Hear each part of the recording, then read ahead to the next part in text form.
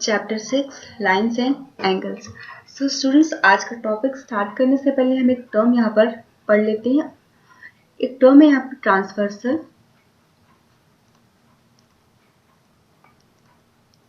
What is transversal? When a line which intersect two or more lines at distinct points.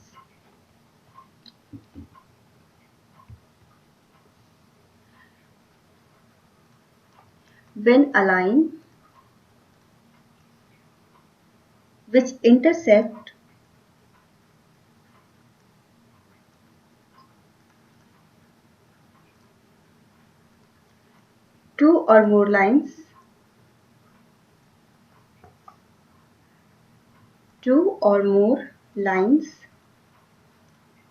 lines at distinct points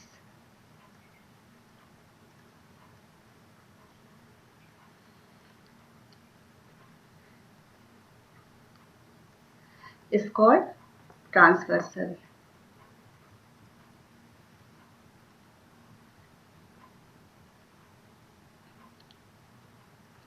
When a line which intersect two or more lines at distinct points is called transversal. जब कोई एक line किसी दो line को अलग अलग point पर cross करती है तो उसको कहते हैं ट्रांसवर्सल। जैसे यहाँ पर हम एग्जांपल देख लेते हैं। एक लाइन है यहाँ पर इस तरह से और एक लाइन है यहाँ पर, और एक यहाँ पर लाइन है, ये ए भी एक लाइन है और ये सी डी एक लाइन है।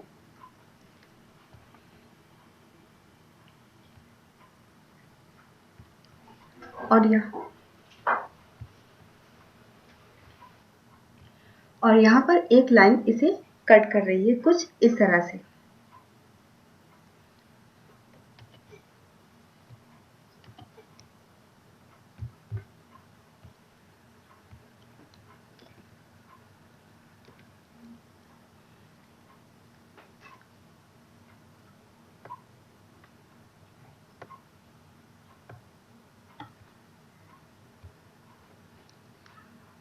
ए भी एक लाइन है और सी डी एक लाइन है, और यहाँ पर एक लाइन है यहाँ पर ई एफ। ई एफ जो लाइन है इन दोनों लाइन को कट कर रही है, एक पॉइंट यहाँ पर और एक पॉइंट यहाँ पर। तो इस लाइन को बोलेंगे, ई एफ जो लाइन है इसे कहेंगे हम ट्रांसवर्सल।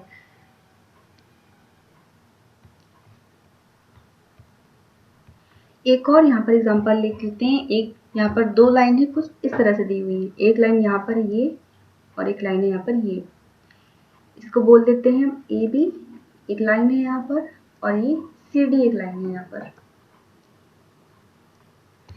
और एक लाइन यहाँ पर एक्स वाई इस तरह से इसे कट कर रही है।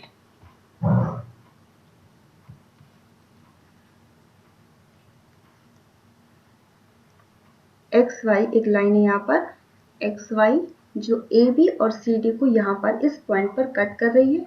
तो एक्स वाई जो लाइन है इसको हम बोलेंगे transversal.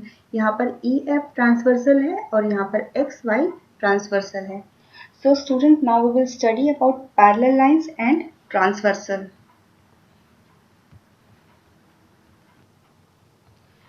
Parallel lines and transversal. When a transversal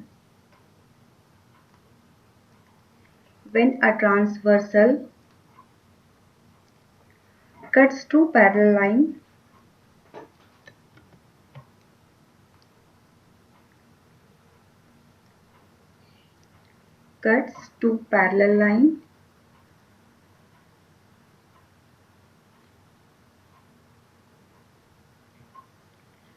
we get many pair of angles.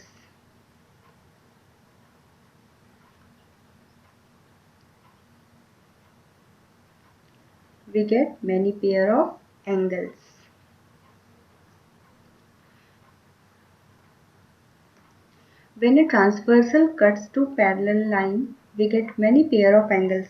जब कोई ट्रांसवर्सल लाइन पैरेलल लाइन को कट करती है तो हमें वहाँ पर कई पेयर ऑफ एंगल मिलते हैं।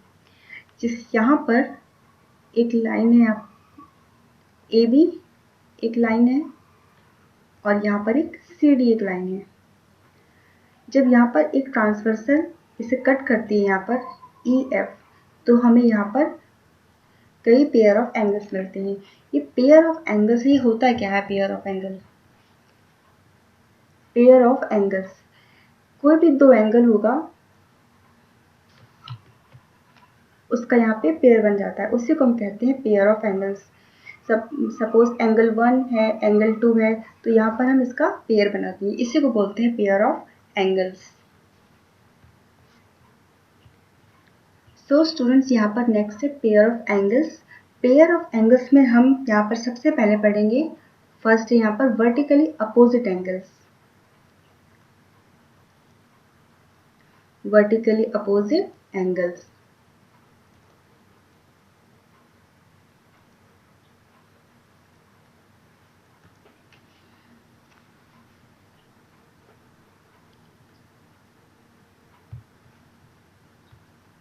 स्टूडेंट्स यहाँ पर वर्टिकली अपोजिट एंगल पढ़ने से पहले हम एक बार यहाँ फिर से देख लेते हैं, जो यहाँ पर दो पैरेलल लाइनें ए बी और सी डी, यहाँ पर ई एफ एक ट्रांसवर्सल है जो ए बी और सी डी लाइन को यहाँ पर कट कर रही है, एक पॉइंट यहाँ पर, यहाँ और एक यहाँ पर।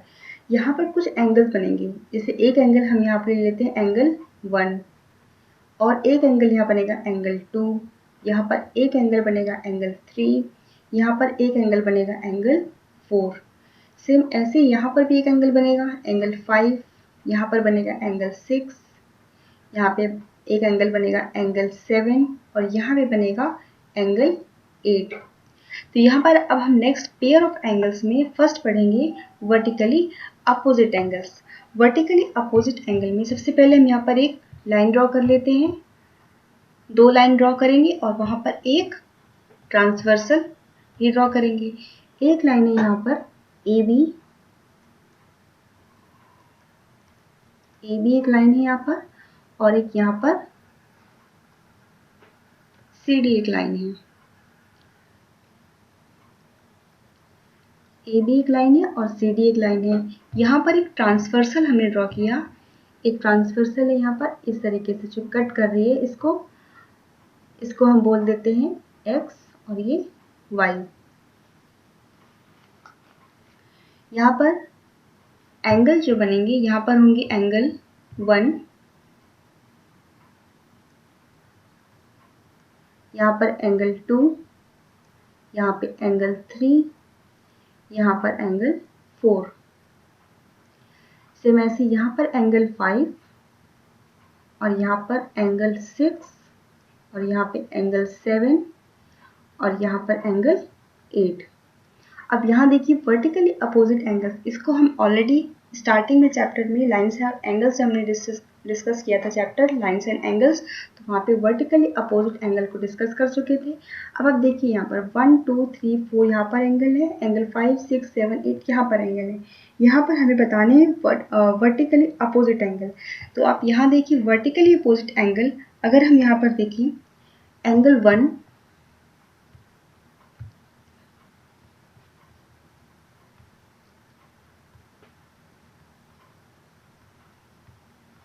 अगर हम यहाँ पर देखें एंगल 1, ये एंगल 1 और यहाँ पर एंगल 3, ये क्या है यहाँ पर, ये वर्टिकली अपोजिट एंगल है। एंगल 1 और एंगल 3 यहाँ पर वर्टिकली अपोजिट एंगल है, और यहाँ पर हम इसको लिख सकते हैं एंगल 1 इक्वल टू एंगल 3।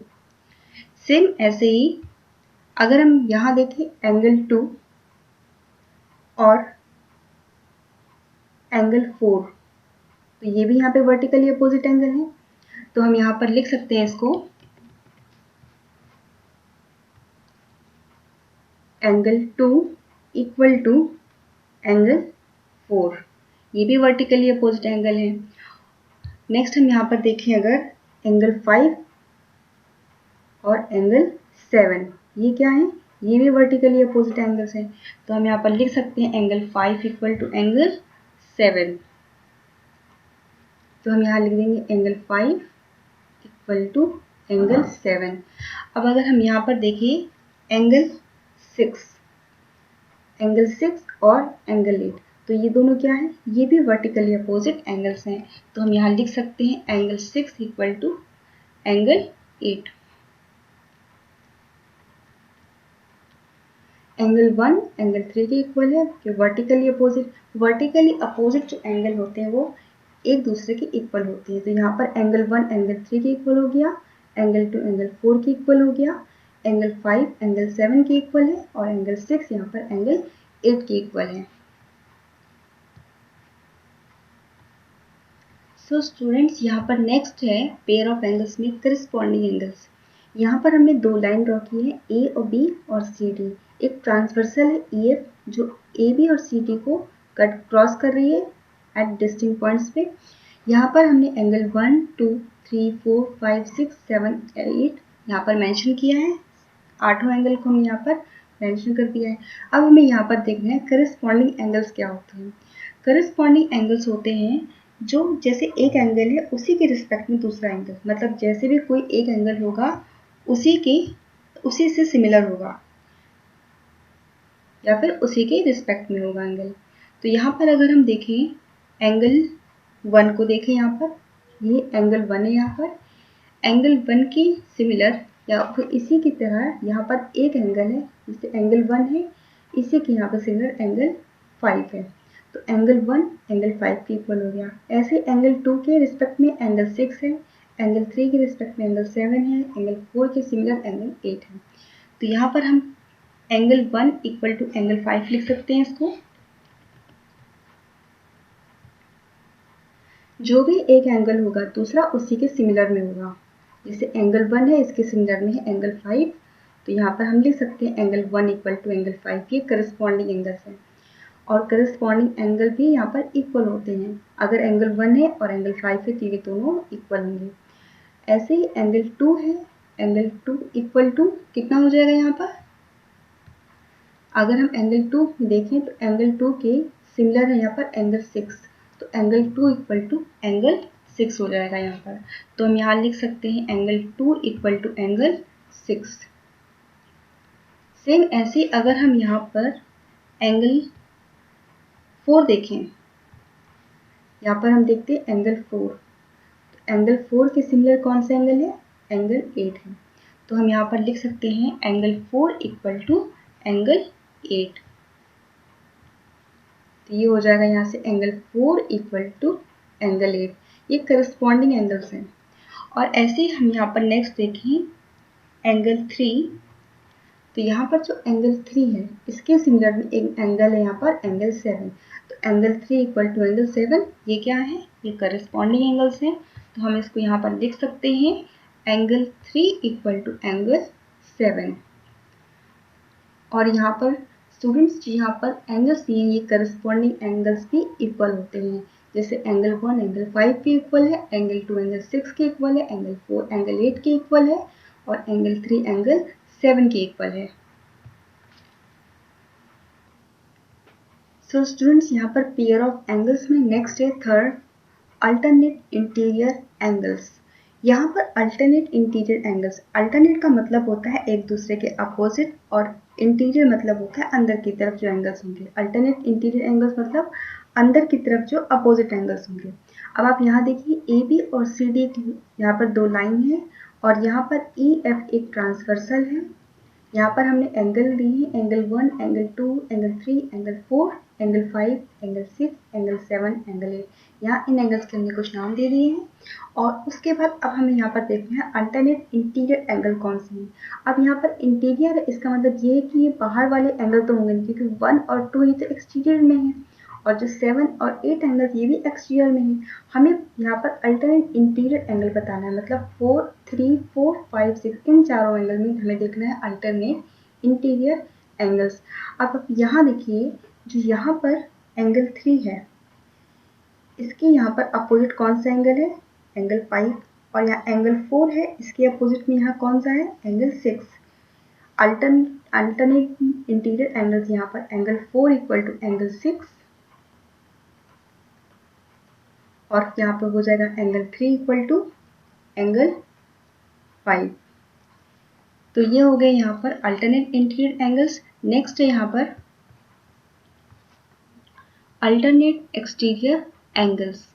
यहाँ पर अल्टरनेट एक्सटीरियर एंगल्स, यहाँ पर जो अल्टरनेट एक्सटीरियर एंगल इंटीरियर में क्या था, अंदर की तरफ एंगल थी, एक्सटीरियर में यहाँ पर जो बाहर की तरफ एंगल है वो है। तो आप यहाँ देखिए एंगल 1 जो है यहाँ पर, एंगल 1 किसकी इक्वल हो जाएगा यहाँ पर, अल्टरनेट एक्सटीरियर एंगल जो एंगल 1 है ये होगा एंगल 7 के इक्वल। ये अल्टरनेट है और ये बाहर की तरफ है मतलब एक्सटीरियर। तो यहाँ पर हम इसको लिख सकते हैं एंगल 1 इक्वल टू एंगल 7। ये है अल्टरनेट एक्सटीरियर एंगल, तो ये हो जाएगा angle 1 equal to angle 7। Next है यहाँ पर एक एंगल और है यहाँ पर एक्सटीरियर, बाहर की तरफ एक एंगल कौन सा भी बच रहा है, एंगल 2।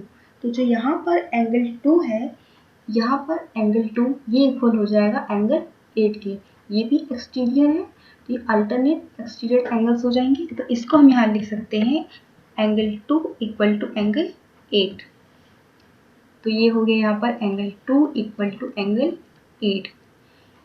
अगर ये इंटीरियर होता अल्टरनेट इंटीरियर, तो यहाँ पर एंगल 4 एंगल 6 के इक्वल होता, एंगल 3 एंगल 5 के इक्वल होता। और अल्टरनेट एक्सटीरियर एंगल है, एक्सटीरियर है यहाँ पर, एक्सटीरियर मतलब जो बाहर की तरफ एंगल्स है, एंगल 1 और एंगल 2 एक्सटीरियर है यहाँ पर, और एंगल 8 और एंगल 7 एक्सटीरियर है। तो यहाँ पर एंगल 2 की अल्टरनेट मतलब इसके अपोजिट में जो एंगल है वो है एंगल 8, और एंगल 1 के अपोजिट में जो एंगल है वो है एंगल 7। तो यहाँ पर अल्टरनेट एंगल्स हो गए, अल्टरनेट एक्सटीरियर एंगल्स हो गए angle 1 equal to angle 7, angle 2 equal to angle 8। ये एंगल भी इक्वल होते हैं। सो स्टूडेंट्स यहाँ पर नेक्स्ट है fifth, consecutive interior angles. Consecutive interior angles में यहाँ पर हमने ए बी और सी डी दो लाइन ड्रॉ की, ई एफ यहाँ पे ट्रांसवर्सल है, 1 2 3 4 5 6 7 8 यहाँ पर एंगल्स हैं यहाँ पर, जिसमें कि 1 2 4 7 और 8 ये एंगल एक्सटीरियर है, 3 4 5 6 ये इंटीरियर एंगल्स हैं यहाँ पर। हमें यहाँ पर बताना है कंसेक्यूटिव इंटीरियर एंगल्स। इंटीरियर मतलब जो अंदर की साइड एंगल है, और कंसेक्यूटिव का मतलब होता है लगातार। तो यहाँ पर आप देखिए, अगर हम यहाँ पर 4 3 4 5 6 देखें तो इंटीरियर एंगल्स हो जाएंगे। अब यहाँ पर कंसेक्यूटिव इंटीरियर एंगल कौन से होंगे, जो लगातार आ रहे हैं यहाँ पर, जैसे कि 4 और 5 ये हो गए कंसेक्यूटिव इंटीरियर एंगल्स। सेम ऐसे ही यहाँ पर जो 3 और 6 है ये क्या है यहाँ पर, ये भी कंसेक्यूटिव इंटीरियर एंगल्स हैं। तो हम यहाँ पर इसको लिख सकते हैं कंसेक्यूटिव इंटीरियर एंगल कौन कौन से हैं। यहाँ पर कंसेक्यूटिव इंटीरियर एंगल्स हैं angle 4, angle 5 and angle 3, angle 6। अब आप इसको ये नहीं लिख सकते कि एंगल 4 इक्वल टू एंगल 5 है, ये इसके इक्वल नहीं होता है, ना ही एंगल 3 एंगल 6 के इक्वल होता है। लेकिन यहाँ पर एक इसको हम यहाँ पर लिख सकते हैं कि जो यहाँ पर 4 5 3 6 है ये इक्वल नहीं होगा इसकी।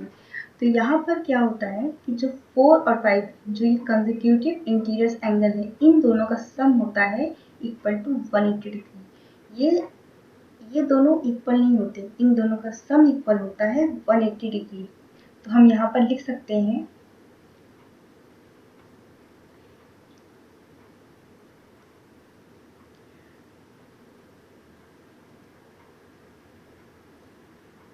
Angle 4 plus angle 5 equal to 180 degree, और यहाँ पर हम लिख सकते हैं angle 3 plus angle 6 equal to 180 degree.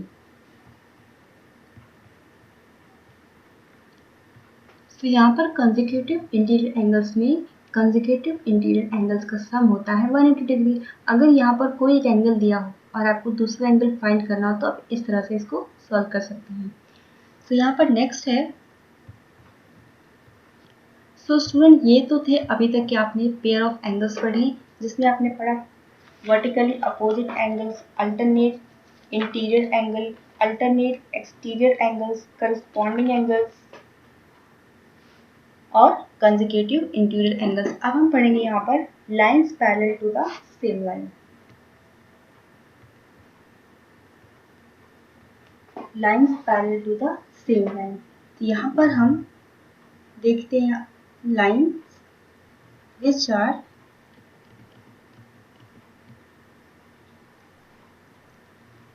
lines which are parallel to the same line, lines which are parallel to the same line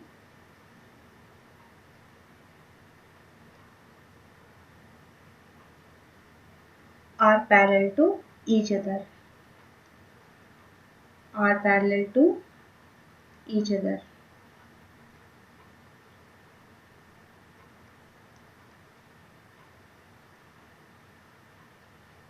यहाँ पर एक लाइन है इस तरीके से,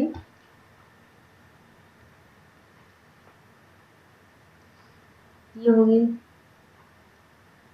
लाइन ए बी, और यहाँ पर एक लाइन हमने ड्रॉ की सी डी, और यहाँ पर एक लाइन है यहाँ पर ई एफ। यहाँ पर 3 लाइन हमने ड्रॉ की ए बी बी सी और सी डी। यहाँ पर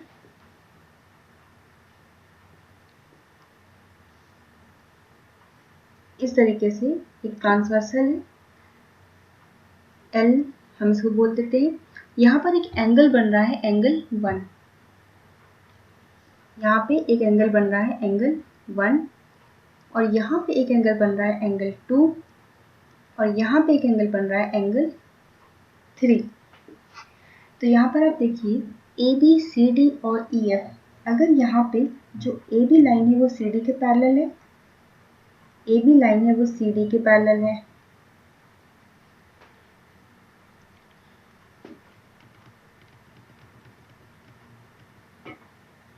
यहाँ पर हम लिख सकते हैं if A B parallel C D, A B C D के पैरेलल है, और यहाँ पर जो सी डी है वो ई एफ के पैरेलल है,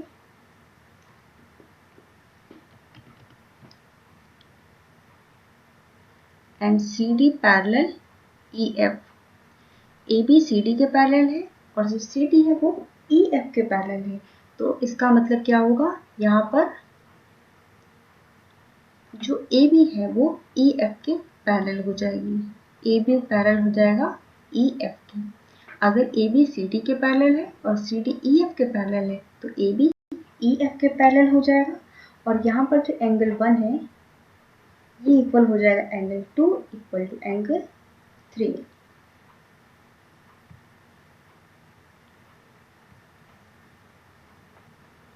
सो स्टूडेंट, यहाँ पर भी आप पेयर ऑफ एंगल्स के जो रूल्स हैं वो भी यहाँ पर अप्लाई कर सकते हैं।